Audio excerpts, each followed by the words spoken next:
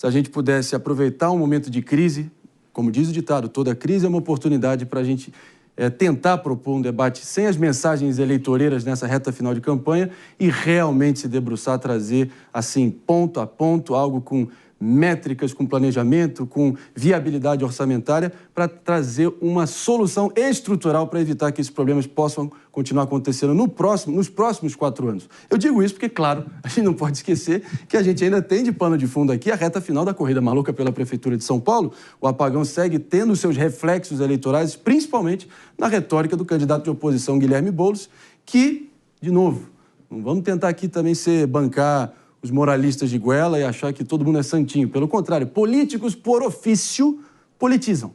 E não à toa, Guilherme Boulos está apontando os dedos, cuspindo marimbondo para cima de Ricardo Nunes, a falta de zeladoria urbana que teria levado a esse caos todo. Você acha que está conectando, o pessoal vai se identificar com o que ele está dizendo? Olha, é o recurso que ele tem, né? E aí a política a gente sabe que é muito mais movida por afetos e emoção do que pela razão.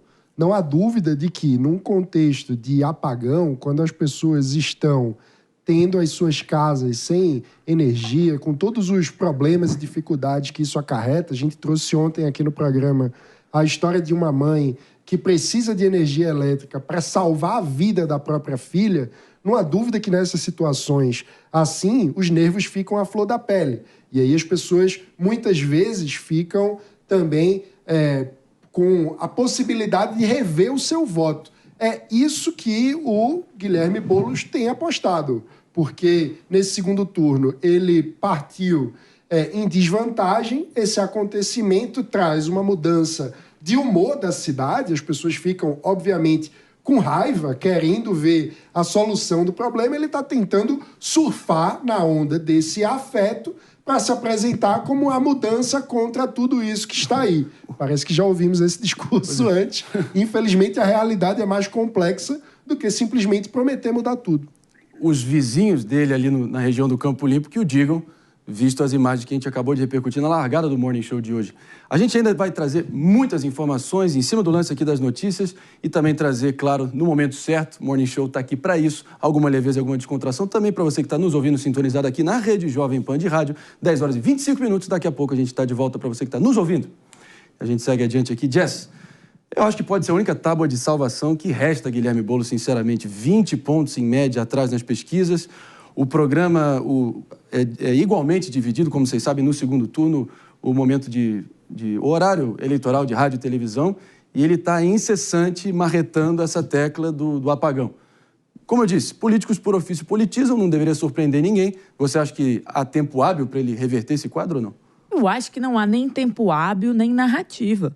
Por mais que exista uma aproximação ali com a citação do munícipe, então do prefeito, da imagem do prefeito, a imprensa está cobrindo, está tendo uma ampla divulgação nas redes sociais. Eu acho que fica claro que a responsabilidade aqui ela recai mais sobre a lógica do governo federal do que sobre a questão municipal. E a partir disso, e aí vale mencionar que eles têm tempo de TV e é isso que o prefeito Ricardo Nunes vai explorar, a partir disso também vale mencionar que uma coisa é fato, e fato não se discute. O prefeito, desde o ano passado, desde novembro do ano passado, está solicitando a remoção, está falando sobre os problemas da Enel, está brigando com a Enel. E, em contrapartida, o mesmo não está acontecendo com o governo federal, que agora acordou para o problema. Então, assim, vale mencionar isso, porque no final das contas, a cobrança do Ricardo Nunes, quando ele vira para o Boulos e fala o que você fez em Brasília, ele que é deputado federal por São Paulo. Então, o que você foi atrás disso? O que você buscou disso? Esse é o papel do deputado federal, inclusive, fiscalizar também as agências reguladoras e ir atrás do que está acontecendo de errado. Então, eu acho que em termos de narrativa de responsabilização do governo federal, ela é bem mais forte do que uma narrativa da prefeitura. Há problemas, há poda, mas até para isso já veio essa informação de que você só pode cortar se está próximo ali aos fios, se você não pode mexer com a prefeitura. Um ponto adicional, que a postura do governador Tarcísio, nesse caso, soma a narrativa de Ricardo Nunes, né? Porque o governador veio a público comprando a briga, colocando com todas as letras, dizendo que a Enel devia sair do Brasil. Ou seja, um discurso extremamente incisivo e que não à toa coloca a questão no Brasil. Ou seja, uma forma bastante inteligente e habilidosa do governador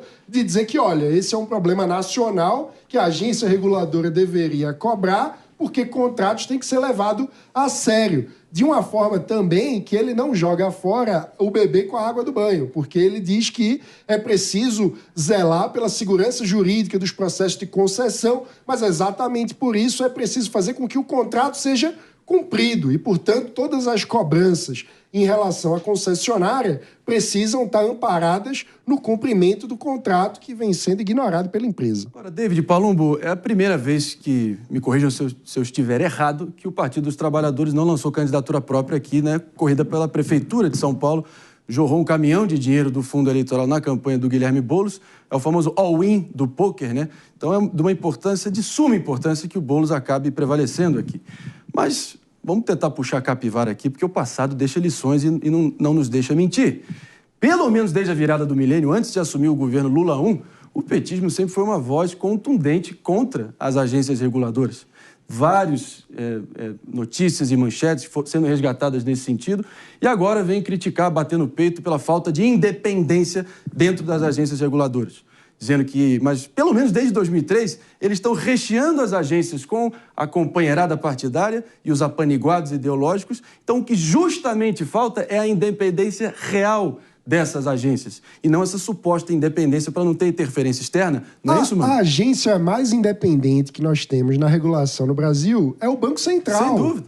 E o PT se coloca como inimigo da autonomia e da independência do Banco Central. Ou seja, é exatamente o oposto. E a realidade é que o PT, historicamente, infelizmente, se coloca como um grande adversário de companhias e agências reguladoras que possam atuar com independência e autonomia. Sempre tentam politizar e fazer com que a influência dos deputados e senadores prevaleça sobre algo que deveria ter uma orientação técnica. Mas muito o problema bem colocado, também... Mano, eu já vou contigo, David Gitar, só para recepcionar de volta os ouvidos atentos da nossa baita audiência aí sintonizada na rede Jovem Pan de Rádio. Morning Show segue a todo vapor na cobertura ainda dos reflexos trágicos, catastróficos, 6 dias depois, essa bateção de cabeça com a empresa Enel, todas as autoridades também terceirizando a culpa, e o apagão segue sacudindo São Paulo, mudando completamente os rumos da campanha nessa reta final, rumo ao segundo turno entre Boulos e Nunes no dia 27 de outubro. E a gente falando aqui do papel das agências reguladoras, no caso, é uma concessão federal, a ANEEL tinha que ter se debruçado sobre esse tema na hora certa e não o fez. Vamos ser sinceros aqui, não o fez, e a gente está vendo o que está acontecendo. Ainda sobre essa analogia, sobre a relação do PT que cobra, não, preciso de independência nas agências reguladoras, independência. Olha, eu acho que, sinceramente, é mais ou menos, Palumbo, aquele marido que chega em casa, vê a mulher dele traindo ele com outro no sofá, só que vende o sofá para resolver o problema, entendeu? Achando que assim vai recuperar a dita independência. O problema está em outro canto, meu amigo. David? Eu acho que o problema é mais profundo em relação à cultura da política, porque muitas vezes a gente vê os prefeitos, principalmente agora, quando tem uma situação adversa acontecendo, falando, a culpa é dele. Mas na política, a gente, quando o candidato consegue assumir o cargo efetivamente, faz pouco para resolver os problemas em relação às adversidades climáticas. São poucos os investimentos. E quando a gente fala isso, é em relação à poda de árvore, em relação a colocar grade nos bueiros para que as pessoas, durante as enchentes, não sejam arrastadas pela água da chuva. Então, tem diferentes situações que acontecem, só que aí, essas questões que precisam ser feitas em relação à zeladoria, não é feita porque não atrai voto. É muito mais viável para o político entregar ali uma creche, um hospital, uma UPA, do que aquelas obras que são invisíveis, sendo que essas medidas poderiam evitar muitas perdas e dessa forma também resolver problemas profundos nos municípios. Algum grau de responsabilidade a prefeitura atual tem pela falta de zeladoria urbana e a poda de árvores? Sem dúvida alguma. Acho que a gente tem que ser muito doido para não considerar esse fator também. Mas é inegável, né, Jess, em relação ao fato de que, até onde me consta, ele está dizendo, Guilherme Boulos está dizendo, no debate disse, vem reforçando no horário eleitoral, que em Brasília ele cobrou a criação da CPI, da Enel ou da Enel, a pergunta de $1 milhão que ninguém sabe responder. Afinal de contas, eu não vi nenhuma destinação de emenda para resolver, por exemplo, o enterramento da fiação, por exemplo, que seria, enfim, aí sim, não dá voto, não é visível, não está ao ar livre, e isso não gera dividendos eleitorais. Então, eu não vi, sinceramente, na atuação dele em Brasília nos últimos 2 anos, alguma coisa mais enérgica nesse sentido. Mas a zeladoria dá voto, sim. Eu também acho, Dá sinceramente. muito voto. Mas de limpeza, né? Não, Mas não é só de aquela limpeza, obra- não. De poda, de árvore, de você colocar uma faixa, de você colocar um semáforo, uma lombada. Dá muito voto isso. Quando você cuida do bairro, principalmente para vereador. Sim. Os vereadores são bairristas, a maioria, né? Alguns que são eleitos com milhares de votos, não. Aí tem voto em São Paulo inteiro. Mas a base mesmo é do bairro. Então tem o vereador lá da Moca, tem o vereador da cidade de Tiradentes. Eles têm que cuidar do bairro. E o trabalho deles é zeladoria. O tempo todo zeladoria. Mas proporcionalmente, Palombo, se você colocar, por exemplo, para galerias de águas fluviais, você vê pouquíssimas obras sendo realizadas. Exato. Essa não aparece. A gente estava, eu acho que a gente estava em sintonia ao se referir às obras subterrâneas que não estão tão visíveis ao Agora, dia a dia. Enterrar os fios. Agora, se segundo os dados aqui da prefeitura, eles cumprem apenas 1% dos pedidos de poda da árvore porque tem os fios elétricos, Aí é brincadeira a culpa também já não passa a ser da prefeitura. Claro. Agora, um dado interessante da própria Enel é que atualmente a cidade de São Paulo tem 2.600 quilômetros de fiação aterrada, né, subterrânea. E que nas regiões da cidade em que a fiação é dessa forma, o problema do apagão é 3 vezes menor do que nas regiões da cidade onde a fiação é exposta no céu. Né? Aqui no nosso básico dá rosto... certo.